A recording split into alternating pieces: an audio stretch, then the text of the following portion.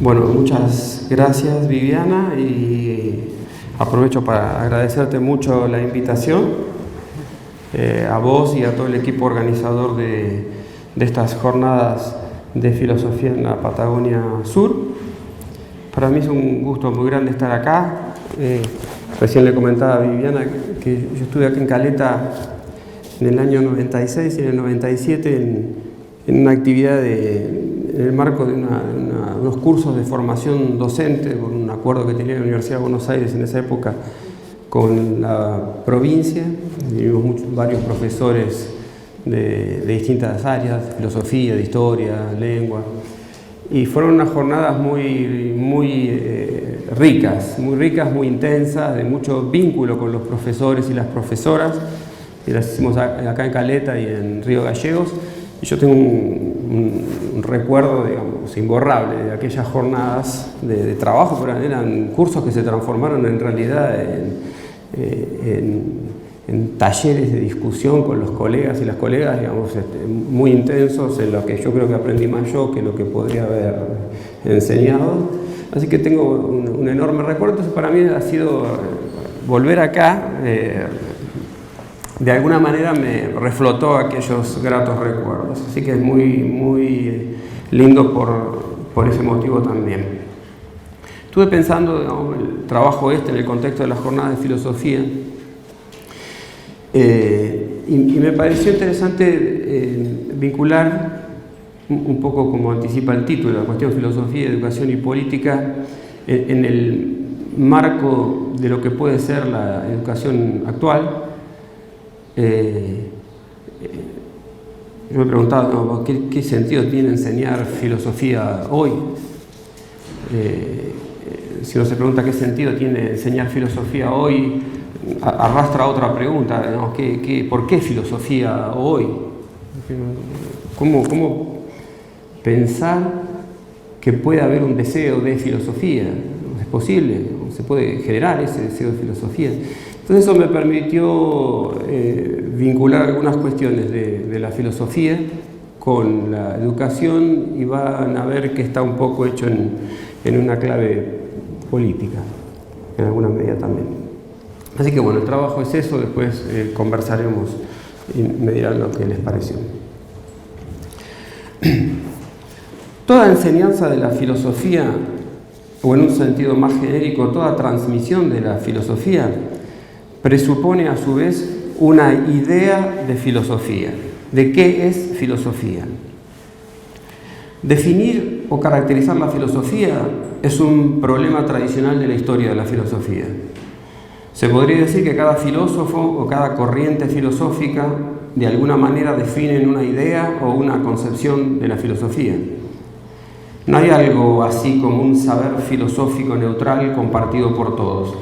Cada reflexión filosófica es una decisión por una filosofía y por un filosofado. De la misma manera, cuando se utiliza, por ejemplo, la expresión filosofía de la educación para definir un campo de estudio cercano a lo que estamos hablando, se suele emplear el término filosofía en un sentido especial.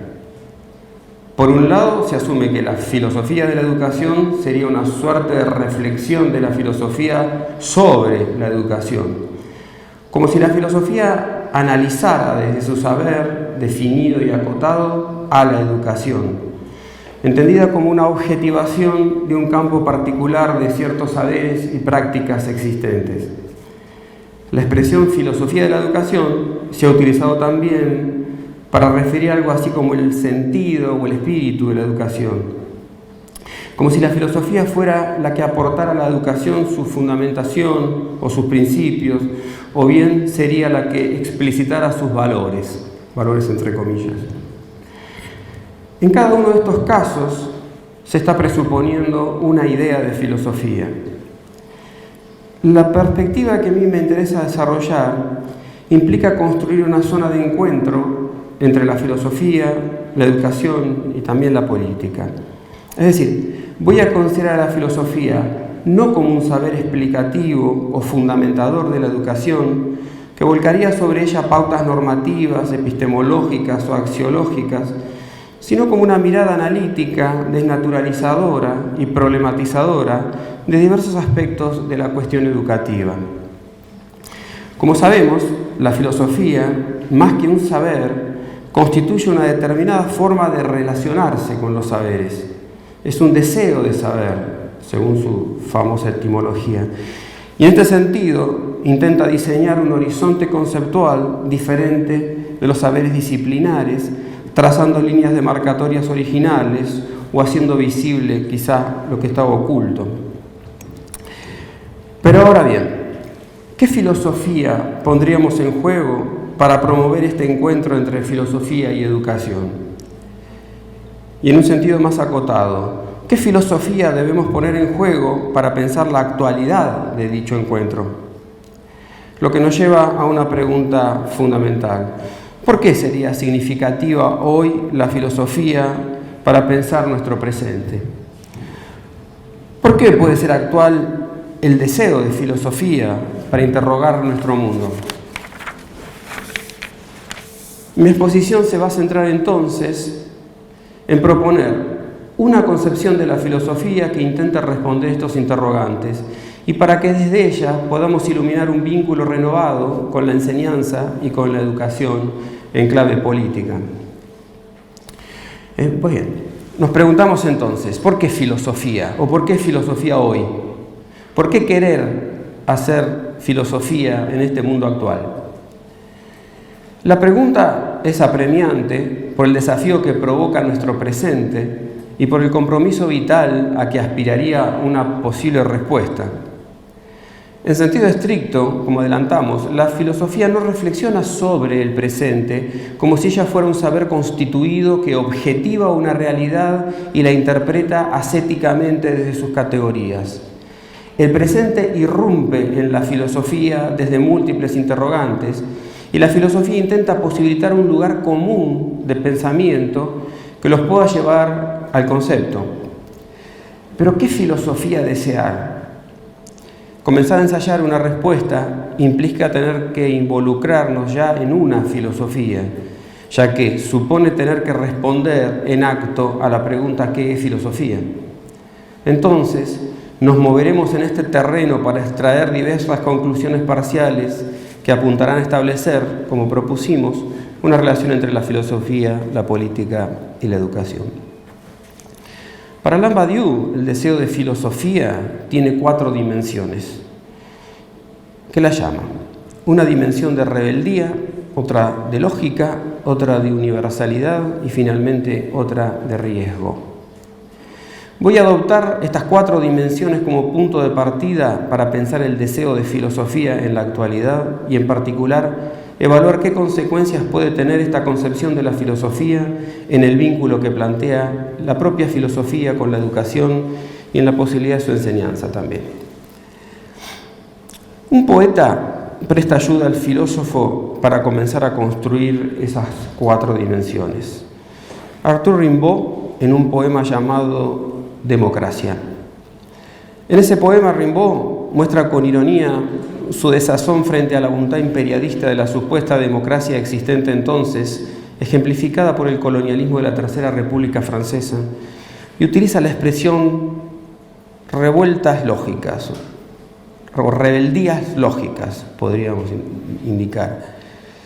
Y él lo utiliza para indicar los focos de resistencia a esta expansión colonial de Francia. Un término quizá nacido de la pasión rebelde de la Comuna de París. La misma expresión, casi un oxímoron, revueltas lógicas, rebeldías lógicas, es utilizada también por Charles Rancière para dar nombre a un colectivo y una revista política durante los años 70. Para Badiou, toda filosofía manifiesta en cierta forma una cierta forma de descontento del pensamiento respecto del mundo o del contexto en el que se inscribe.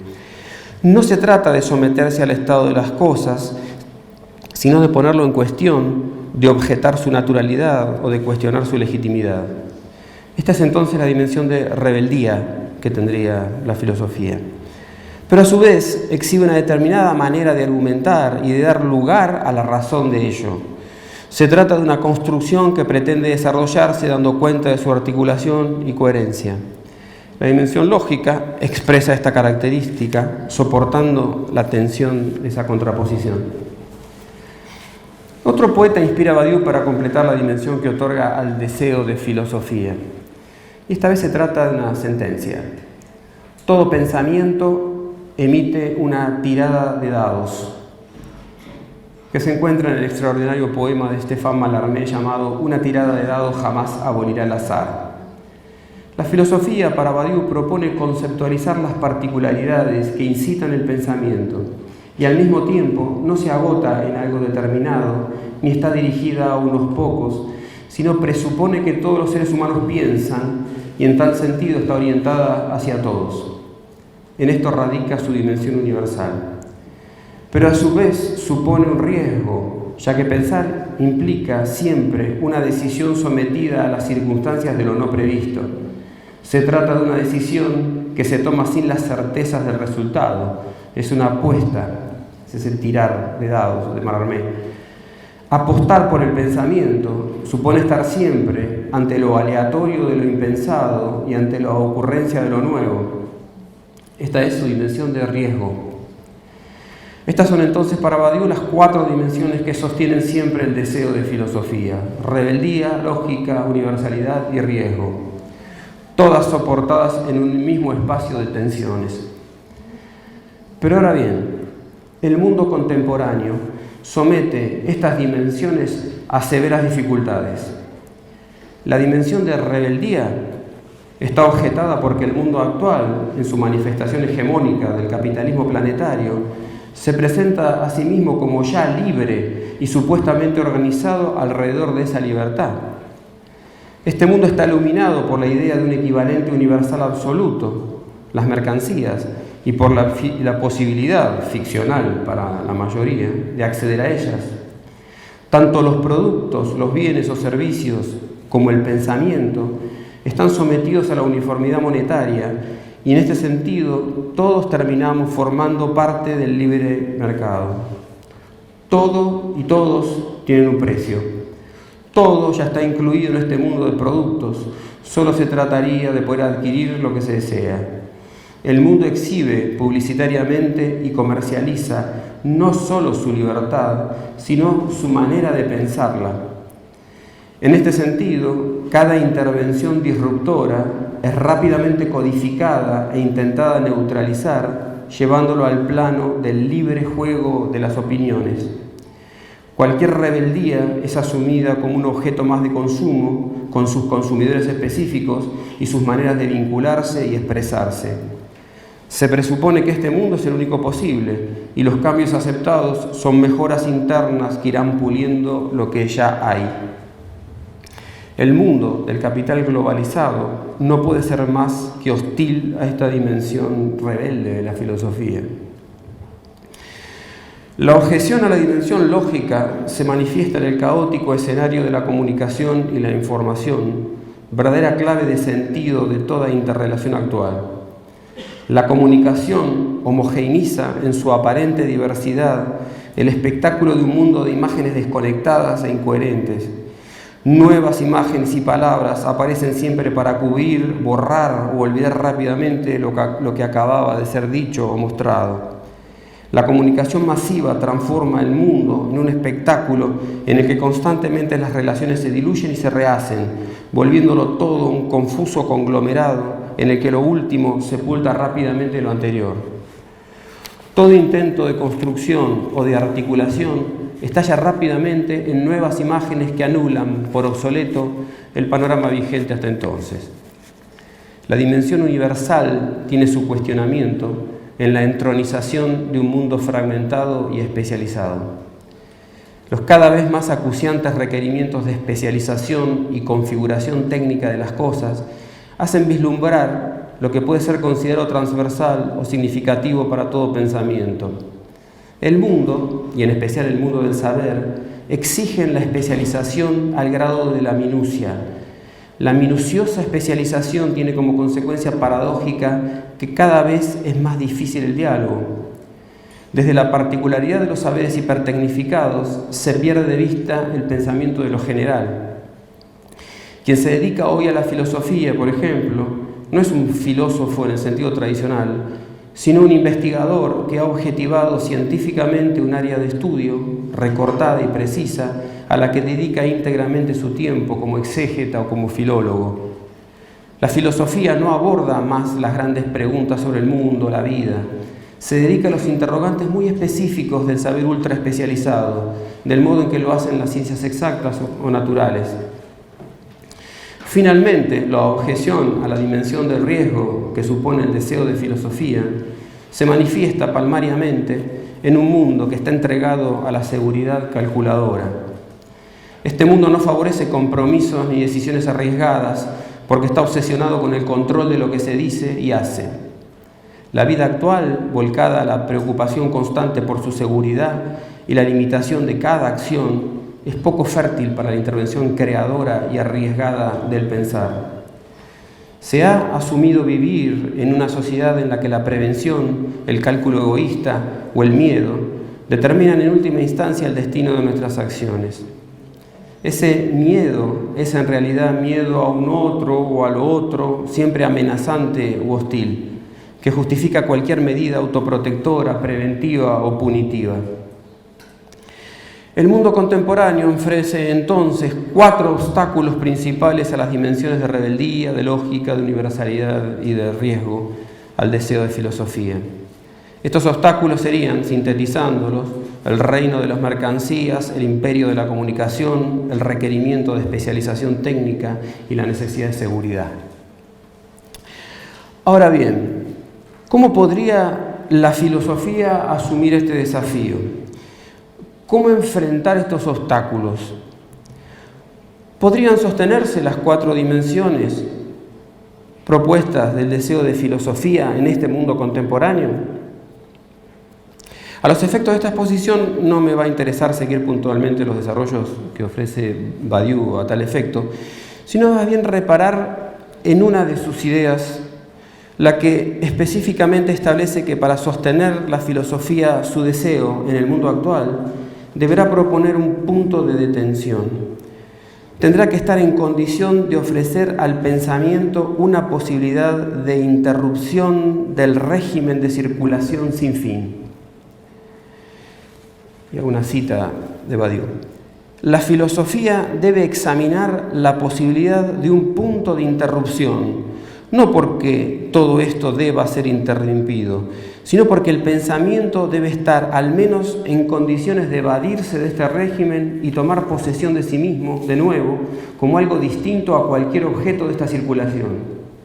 Es obvio que un punto de interrupción tal solo puede ser un requisito incondicionado, es decir, un elemento que se presenta al pensamiento sin una otra condición que sí mismo y que no es intercambiable ni susceptible de ser puesto en circulación. Esta es la cita textual de Badiou. Si la filosofía no pudiera establecer ese punto de tensión o de discontinuidad, todo quedaría reducido al saber de la libre circulación propia de las mercancías y el dinero, o sea, al tráfico general del conocimiento, la información, las imágenes. Postular un punto de disrupción significa que la filosofía debe abocarse a pensar las singularidades, es decir, elucidar aquello que interrumpe de alguna manera el reinado de las mercancías, el imperio de la comunicación, el requerimiento de especialización técnica y la necesidad de seguridad. Este punto no puede estar condicionado por el mundo en el que irrumpe, porque justamente se trata de una excepcionalidad en él. No necesitamos una filosofía estructurada por las cosas, sino una filosofía abierta a la singularidad irreductible de lo nuevo, es decir, abierta a la posibilidad de lo inesperado. Pero hay otro elemento significativo en el que reparar. El mundo actual está marcado por el ritmo frenético que impone la obsolescencia casi inmediata de lo que se produce o se dice. En muchos casos, esa obsolescencia es deliberadamente programada. La velocidad, como forma de relación dominante, ha hecho de nuestra actualidad una carrera vertiginosa que no se sabe a dónde se dirige, pero que regula nuestras acciones al punto de condicionar, sobre todo, el tiempo de nuestra reflexión. Esta velocidad nos expone al peligro de enormes incoherencias, pero no tenemos casi siquiera tiempo de evaluar la magnitud de esas incoherencias. La voluntad de detención y de fijación de un punto de interrupción en la continuidad vertiginosa de las cosas implica una reconquista del tiempo. La filosofía debe construir su propio ritmo, que es en definitiva el tiempo del pensamiento. Una nueva cita. Ello supone que la filosofía no seguirá persiguiendo al mundo, que cesará de intentar ser tan rápida como el mundo, porque haciendo esto, la filosofía se disuelve a sí misma en el mismo corazón de su deseo y deja de estar en condiciones de mantener su rebeldía, de reconstruir su lógica, de saber lo que es una dirección universal o de ser capaz de tomar un riesgo o liberar la existencia. Fin de la cita. Afirmar una concepción de filosofía como la aquí esbozada permite revisitar el vínculo entre filosofía y educación y vislumbrar las situaciones de enseñanza institucionalizada, cambiando el eje de atención habitual, que es el de la transmisión de un saber o un saber hacer y su posterior evaluación. La educación sería requerida entonces por una filosofía que fije su atención en las discontinuidades, que se detenga en lo que puede haber de nuevo o inédito en cada situación de enseñanza institucionalizada. Y a su vez, la filosofía que circule por los cursos de filosofía no debería ser una filosofía ajena al mundo actual, sino que, desde sus propios deseos, establezca un punto de vista diferente del dominante y desde el cual podría interrogarse e interrogar ese mundo para descubrir que no es inexorable. Detener la vorágine de la circulación implica, como sostuve, reconquistar el tiempo y además reconstruir y reconstituir el tiempo institucional. El pensamiento filosófico organiza por sobre todas las cosas un tiempo que es el de su despliegue inmanente. Hay una temporalidad del filosofar y del aprender filosofía, que no es, por ejemplo, la de los requerimientos institucionales de encuadre de una materia en unas pocas horas semanales. El tiempo institucional es un tiempo único, externo, del mundo, que implica establecer las pautas para que la inversión que implica el trabajo docente sea eficiente. En esta homogeneización temporal, en esta sobreimposición estructural que lleva adelante toda educación institucionalizada, se juega algo más que la simple formalización de un aprendizaje. Se plantea la incorporación de cada uno individual y colectivamente al mundo en el que la institución está inscripta y al cual pretende integrar a sus alumnos, ya que esa es la voluntad política de toda institución educativa regulada por el Estado.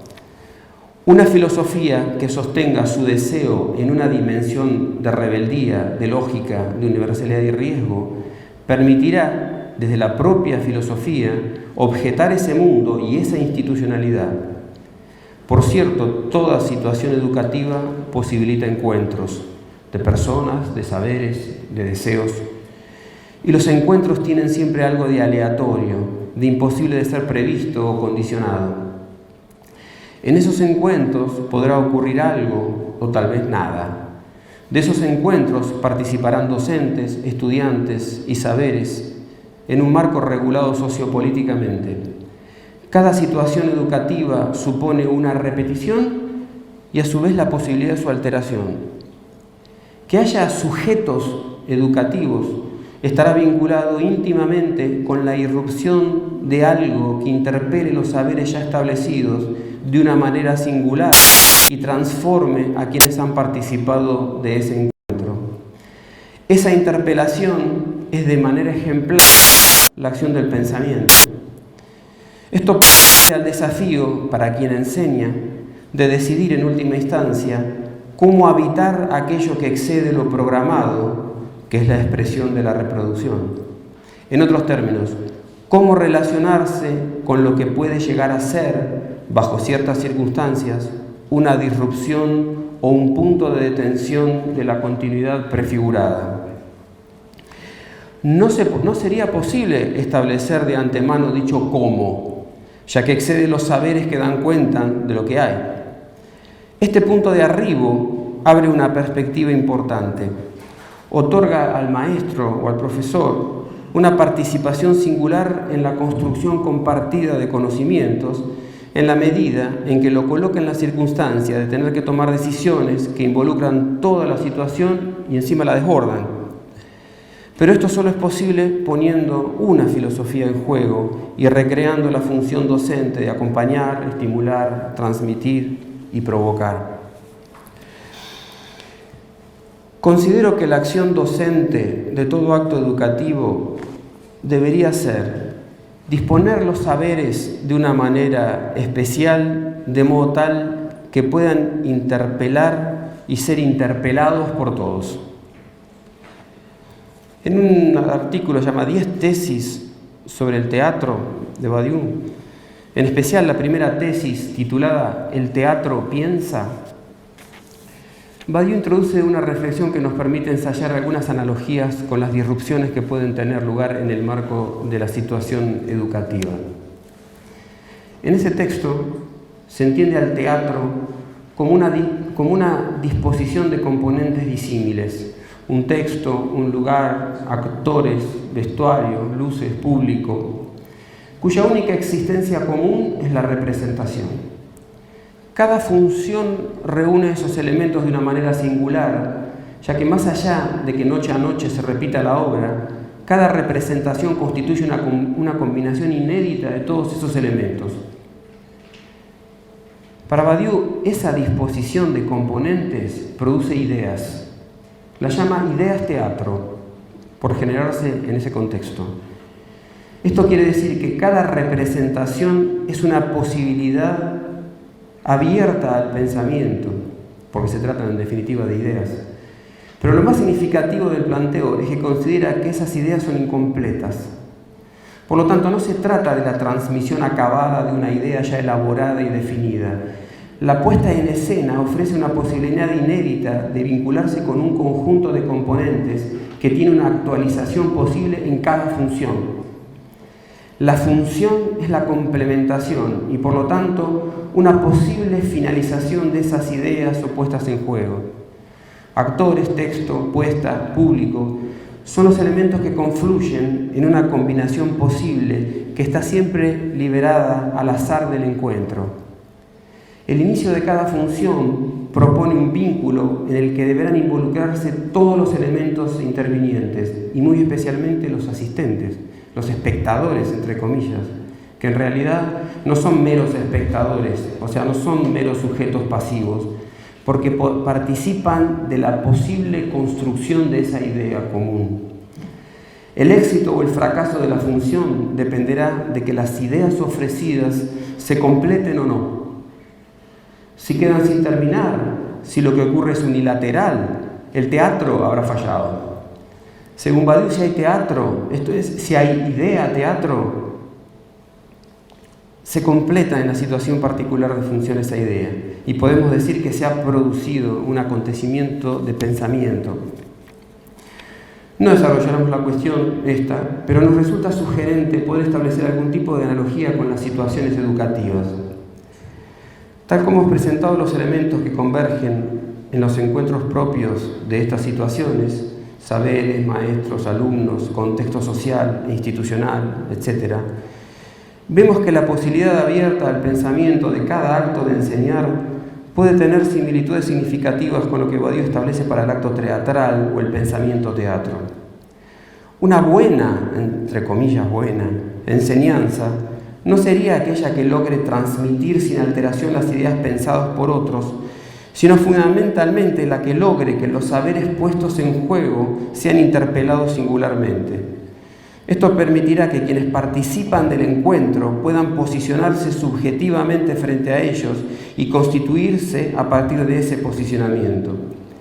Como en la representación de una obra teatral, en la situación educativa existe siempre la dimensión azarosa de todo encuentro, ya que no se puede saber de antemano, con seguridad, qué resultados producirán los elementos que se ponen en juego. Que algo acontezca en una situación educativa, esto es, que circule el pensamiento en el sentido de un acontecer, podrá querer decir que se comenzó a finalizar de una manera singular aquello que la situación dejó abierto. Esa finalización excede lo que puede inferirse de la propia situación, ya que en ella participan múltiples factores y son necesarias ciertas decisiones. En síntesis, para que haya educación, como para que haya teatro, siempre debe haber un plus sobre lo que está dispuesto inicialmente. Ese plus constituye la posibilidad de que algo diferente irrumpa en una continuidad y produzca consecuencias. Por extensión, educar significará entonces crear las condiciones para que ello pueda acaecer. En definitiva, todo confluye en una consecuencia política propia de todo verdadero acto educativo, que la educación implica necesariamente alguna forma de autoaprendizaje, alguna forma de apropiación subjetiva y singular del saber y también de una decisión de hacer. Bueno, muchas gracias.